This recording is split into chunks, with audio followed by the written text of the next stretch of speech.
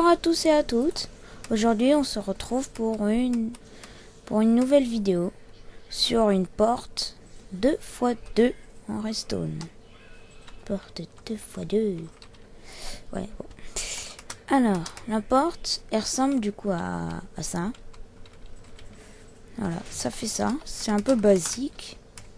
Comme une porte avec des pistons et de la redstone. Enfin, avec de la redstone. Pour dire plus simplement. Alors, vous allez vous dire peut-être pourquoi il y a un truc comme ça aussi gros. C'est de la décoration, c'est quoi? Et ben en fait, à l'intérieur, il y a tout le système. Voilà. Et il y a aussi le système en bas. Donc alors, le système ressemble à ça. On va le reproduire, mais il y aura une partie du coup, comme vous voyez, qui sera dans le sol. Alors, pour faire du coup la porte 2x2, vous aurez besoin de 4 pistons collants, 12 de redstone, 2 torches de redstone et 4 plaques de pression et des blocs. N'importe lequel. Moi je prends des planches de chêne. Après vous c'est comme vous voulez.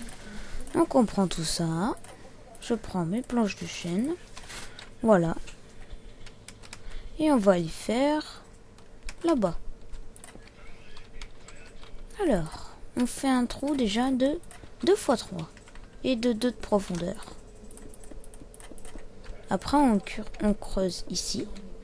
Et là on creuse encore de... Donc là on a de 2 de profondeur et là de 1. On fait la même chose de l'autre côté. Hop. Hop là. Ben après on va prendre notre redstone. Qu'on va en mettre partout en bas. Au fond, je veux dire. Voilà. Oula, je l'ai mal mis. Après on prend nos 2 torches de redstone. Donc quand vous aurez posé toute la redstone ici, il vous restera 2 de redstone. Alors, après, on pose nos 2 torches de redstone, comme ça, ici et là-bas. Après, on rebouche le tout, sauf là où il y a les torches de redstone, bien sûr, parce qu'on peut pas. Après, on met un bloc sur chaque torche de redstone. Après, on prend nos 4 pistons. On en pose un ici et un ici. On prend nos 2 de redstone qui restent. Bon, moi, j'en ai toujours 12, mais c'est normal, je suis en mode créatif. On en pose ici. On en pose un ici et un ici. On pose un piston là et là. Alors, je vous préviens, je fais juste une petite commande. Hop là. Voilà. Juste pour mettre le jour. Après, vous prenez vos blocs. Alors, ça marche avec quasiment tout, hein. Vous pouvez prendre, ça peut aller du verre à la barrière ou les barreaux de fer.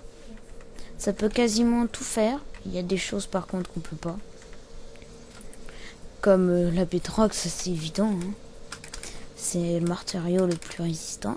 Après vous pouvez du coup tout camoufler. Ah oui, j'ai oublié de dire, il faut mettre les plaques de pression 2 ici et 2 de l'autre côté aussi. Et si je l'ai bien fait, voilà, ça marche. Si ça marche pas, c'est qu'il y a un problème. Donc après, je vais vous expliquer un petit peu le système. Comment ça marche. Donc, comment ça se fait qu'ils sont tout le temps activés et que quand on marche sur les plaques de pression, bah, ça se désactive. Bah, en fait, c'est un peu tout simple.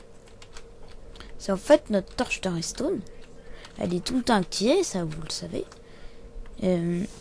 Et après, donc du coup, quand on envoie un courant sur la torche de redstone, par contre, il faut que le courant, faut qu'il y ait un trou comme ça là. Vous pouvez faire comme ça. Voilà. Faut impérativement qu'il y ait un bloc là. Faut qu'il y ait un trou. Parce que sinon, bah, c'est pas possible, ça marche pas. En fait, je vous explique. Imaginez que donc du coup la plaque de pression, elle active la redstone, c'est comme un câble. Elle envoie de l'électricité, imaginez. Et ça, on envoie à la torche de redstone qui est tout le temps activée.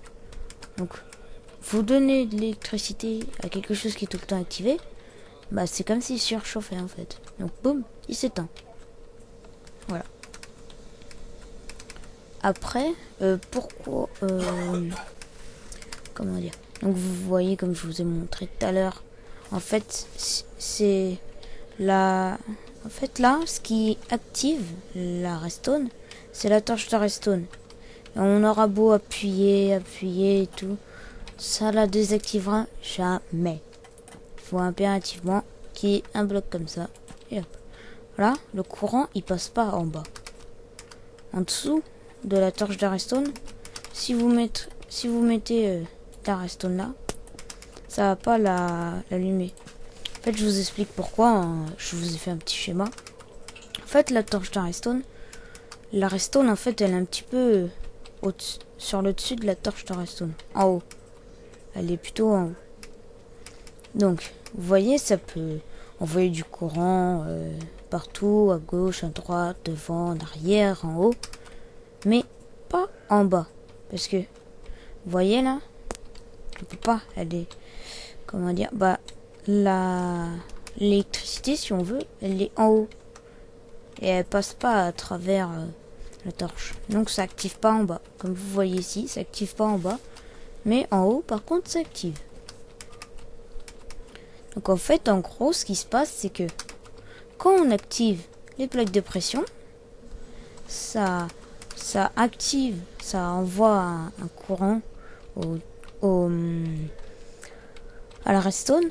Et après, du coup, ça fait un peu, si vous voulez, surchauffer la torche. Et du coup, là, la redstone qu'il y a ici, elle est activée grâce à la torche de redstone que je vous ai montré là-bas.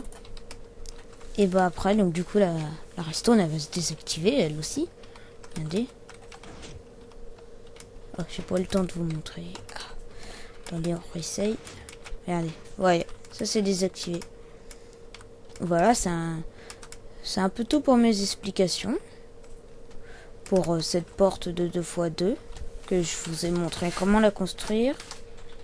Et bah voilà. C'est tout pour cette vidéo. J'espère qu'elle vous aura plu. Au revoir.